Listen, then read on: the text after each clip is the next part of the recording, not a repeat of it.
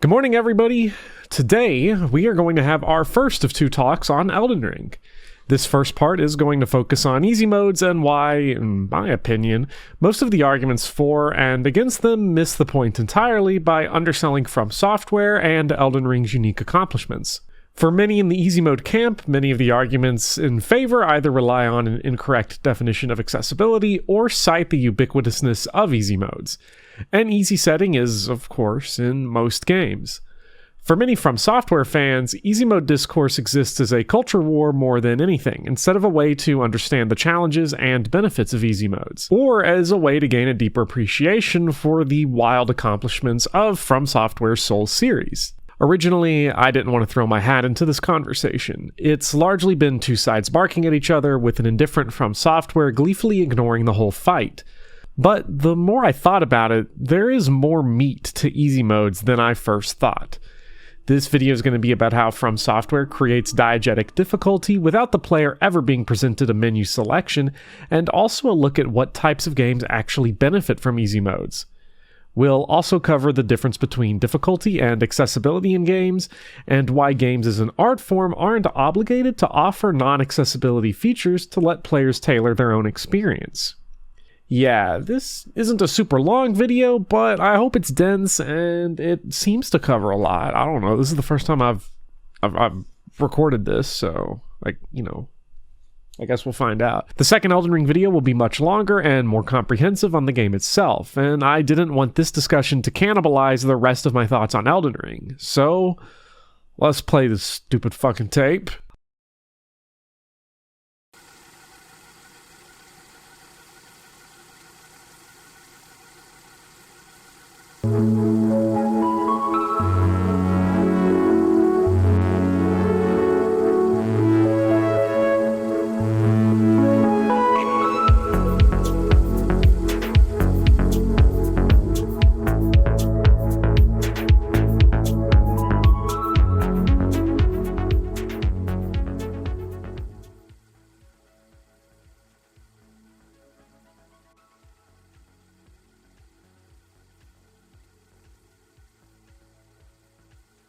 I'm about to commit the cardinal sin of response videos and pick a mediocre article to use as my basis. Elden Ring isn't made for all gamers. I Wish It Were by Swadhana Krishna for Wired is a pretty bare bones article, but I think it's fascinating because it shows the limits of this conversation and the unique challenges that video games face as an art form. Krishna says, "I died 5 times in 30 minutes and gave up. This frustration negated any fun there was to be had. Elden Ring just isn't for me, but I wish it was." Everything but that final clause is perfectly valid. While Krishna ends up correcting the one mistake they made at the end of the article by saying, "Elden Ring isn't for me, and that's okay," the former represents an entitlement almost entirely unique to video game discourse, especially in the AAA space. The idea that video games would be better if they better catered to more types of gamers is not found in other mediums. I've almost never heard complaints about films or books needing to better cater to more audiences, but I'm never not hearing that discussion when it comes to games. It's not hard to find subtle ticks in articles, forum posts, and YouTube videos that demonstrate just how ingrained this entitlement is in video games. The first paragraph of Thomas Franzesi's article, "If You Like Elden Ring, Play 2021's Most Underrated Game," ends with this: "Unfortunately, Elden Ring isn't a game for everyone, myself included, due to its crushing difficulty and some other questionable design choices." Franzesi's article is an innocuous piece recommending Sable, an excellent indie open-world game, but that quote associates Elden Ring's difficulty with its questionable design choices. Elden Ring does have some bad parts, I'm not going to debate that, but the subconscious assumption made by many writers is that anything that theoretically limits audience size is, at the very least, questionable. It's perhaps excessive to say it's entitled to think that games should try to be for everyone. After all, there's two obvious reasons for this when comparing video games to other art forms. I don't gel with avant-garde French film. By shutting it off after half an hour, what did I lose? half an hour. It was on a streaming service I was already paying for, and if this were a new film, I would be, at worst, out of ticket cost. Of course, that price is variable by time and geography, but with a video game, I'd be out $60 or more if it's a new AAA release. The costs of video games are generally just much higher than checking out books or movies from free for the library. Again, not that video games aren't frequently on sale or there aren't services to make them cheaper, but when we're talking about games when they're at their most popular, which is when they're first released, they are the most expensive form of entertainment. As well, video games are mechanical. They have failure states. You can't lose while reading a novel, but you can absolutely lose at playing almost any video game. It's an interesting problem, and it's one that most games solve with difficulty sliders. But as Krishna points out at the end, games do not have to cater to everyone. I'd add that most works that attempt that end up feeling misguided or like corporate butcherings. It also reflects a general lack of imagination on the part of authors like Krishna and others who argue for easy modes. To be clear, most of Krishna's article is about the discourse itself and toxic elite gamers, but the time he does spend talking about selectable easy modes demonstrates this lack of imagination. The question that always gets posed is, should Elden Ring have an easy mode? The actual useful question is, does Elden Ring have difficulty options? That might sound like a silly question, but it's worth considering how that framing changes how we think about Elden Ring's design and easy modes as a feature. Taken at face value, the answer is obviously no. There is no option on any menu at any point of the game that lets you pick a difficulty, but it's worth remembering that difficulty sliders are non-diegetic. They are built around making a menu decision that depends on metagaming, your own familiarity with the genre, series, developer, or game knowledge itself. For first-time players, this choice can feel completely random, and the problems this randomness can lead to has been solved by many games allowing you to change difficulty modes on the fly. For me, a good example is Wolfenstein 2: The New Colossus. I'm a huge fan of Wolfenstein: The New Order and The Old Blood. I'd beaten these games multiple times, including on their hardest difficulties. With The New Colossus, I had an absolutely miserable time with the Do or Die difficulty. It wasn't until I bumped it down to Don't Hurt Me that I began to have fun. Maybe it was my fault, but the variable difficulties gave me two different experiences that were the product of an arbitrary choice. What From Software does instead is build a diegetic difficulty selection. A lot of hardcore Souls fans will say Magic, or Pyromancy, or Mimic Tier, and Elden Ring are the real easy mode, usually in a deriding tone. In his review of Dark Souls, Joseph Anderson plays lullaby baby music over top of his Magic build. Twinkle, twinkle, little star, how I wonder what you are. While I understand the point that he and many others are making in their complaints about Magic or Spirit Ashes, I believe that such criticisms completely miss one of From Software's great accomplishments. Elden Ring, like most of the Souls series, has a purely diegetic difficulty. This dynamic diegetic difficulty is so central to Elden Ring that calling Magic or Bleed or Spirit Ashes easy mode is just wrong. It would be more accurate to call melee-only builds with no spirit summons idiot mode, since the game's core challenge is about finding ways to make situations easier, rather than taking everything at face value and grinding into challenges. I don't want to spend all day here going through, one example after one example after one example, so I do want to show you at least one of my favorite concrete cases where you can use the tools that the game gives you to make the game significantly easier, and in a way that perhaps many players hadn't realized yet. So this is a very annoying fight that is fairly early on in the game, or you can encounter it way earlier than you should. It's a gank fight. It's pretty bad for most players. You could see me here getting absolutely demolished by it in one of my runs.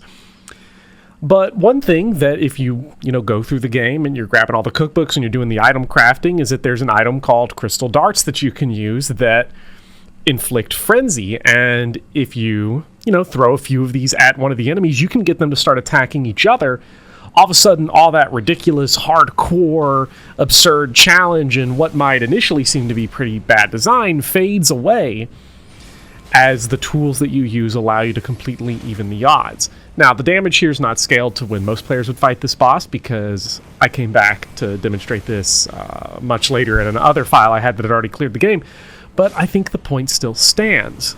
A good deal of the challenge in Elden Ring is reciprocal. How willing a player is to explore and experiment with effective damage, magic, armor, items, and spirit ash summons often dictates how hard a fight or an encounter will be. The reputation that these games have for intense difficulty is mostly hoopla gatekeeping by players who refuse to engage with ranged combat and summoning. It's also the product of a fan base and games media that views the Souls series as character action games rather than adventure games.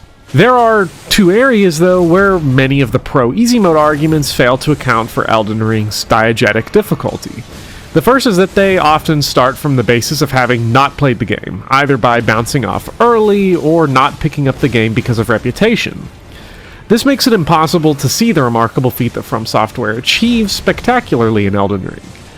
By engaging in the game's mechanics, players can make this game as easy as they want or as hard as they want, but if you don't play it, you can't engage with it. The other part is that this approach to difficulty is investment heavy. Exploration and experimentation may make the game easier, but it's still a time investment. Not everyone is going to like this approach, and that's okay. Not everything is for everyone, and while implementing an easy mode would technically not change anything, it would distract from Software's mastery of making purely diegetic games.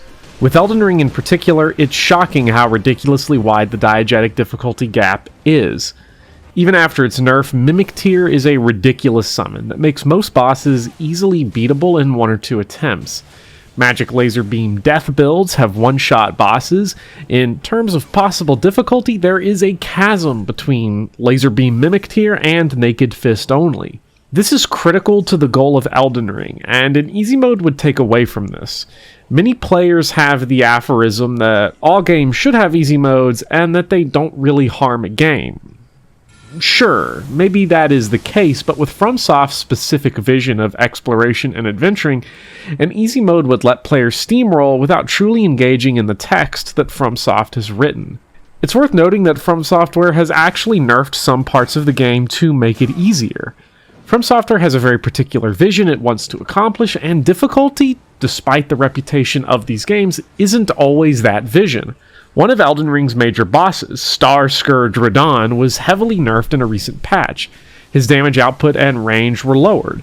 Some hardcores derided this for making the game more casual or something like that, but FromSoft wants Radahn to be a spectacle raid fight. The goal is for the player to zoom around the arena, summon a bunch of NPCs, and manage this gigantic fight rather than deeply engage with the combat mechanics.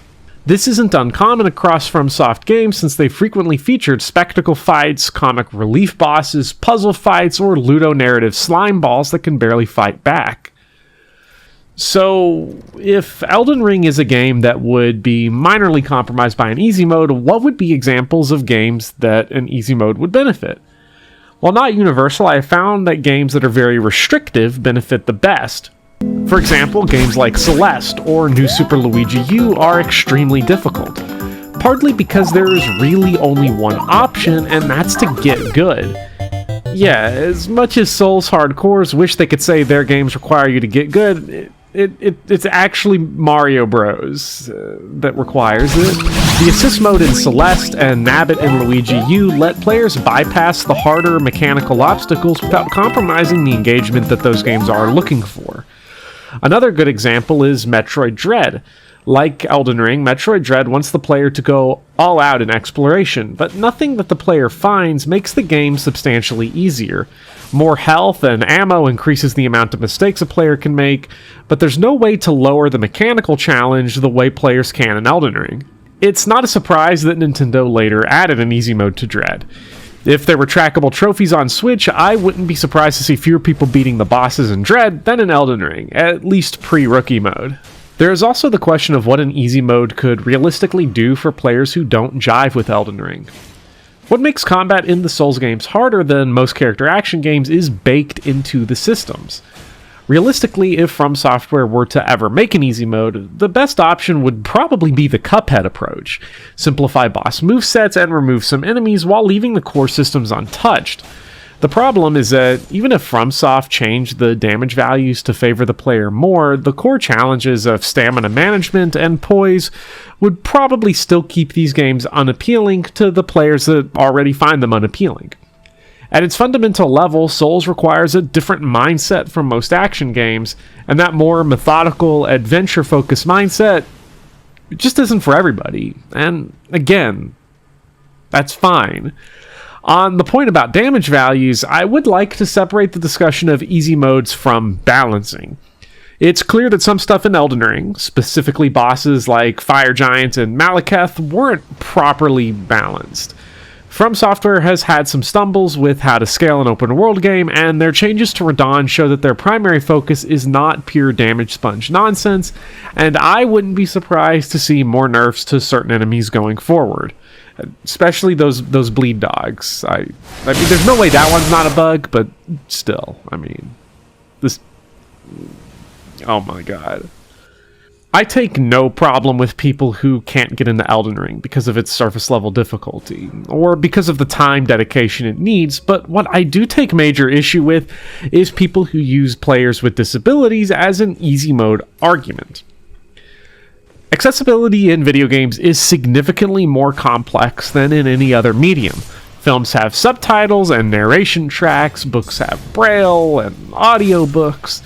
These are simple and elegant solutions, but since video games also have to factor in motor disabilities, the solutions become much more complex. And difficulty settings are not a part of that conversation since they don't do anything to fundamentally address the physical differences between players. So, instead of slamming the easy mode table, here are accessibility features that Elden Ring has and what it needs to do better, because it is actually a lot that it needs to do better. As a note up front, I played on PlayStation 5, so it is possible that some of these problems have mod fixes on the PC version. The game has subtitles, but no option to add speaker names, change the font or font size, or change the background. For deaf players, there's also no option for on-screen prompts to help indicate what direction sounds are coming from. Adjustable volume levels exist, which is nice, but there are no options for menu narration. There is complete button remapping, a great feature, but as far as I could find, there was no toggle option for run, so players who can't hold down buttons for extended periods will struggle to run. Elden Ring also features no colorblind filters, which, as far as I'm concerned, is just straight up embarrassing, considering how advanced technology is for colorblind modes. That list is not even close to exhaustive, and hopefully Elden Ring begins to patch in some of these features in the upcoming months after its runaway success. And its runaway success has been a pleasant surprise, at least for me. I don't know if this is the new floor for From Software games, but if this is close to what we can expect going forward, I hope more games take lessons from how Elden Ring builds its difficulty into its systems, rather than solely relying on the blunt tool of a selection meter. Difficulty modes have their place, and I don't want to see them go away, but there are a lot of interesting approaches to difficulty adjustment that would still benefit games with selection menus. Elden Ring is a special game in this regard, and I'll see you all next time when we go over everything else that makes up this crazy game. Alright, and with that, our tape is now over, and I'd like to thank everybody for supporting the channel. I'm kind of just rubbed my face a couple times against the microphone without realizing it. That's kind of unsanitary and disgusting. But anyway, thank you everyone for not only watching and, doing the like, comment, subscribe thing, but also for these great names that you see on the screen right now, who are my supporters over on patreon.com or here on YouTube as YouTube members. If you'd like to get your names in these credits, as well as get other benefits such as early access to videos, scripts, exclusive merch, consider following the links in the description below to support the channel, to make more videos like this possible in the future. And again, thank you to everybody who supports this channel in whatever way you can. It is a blast, and I hope you all have a good rest of your day. And like I said earlier, I will see you all next time. Bye-bye.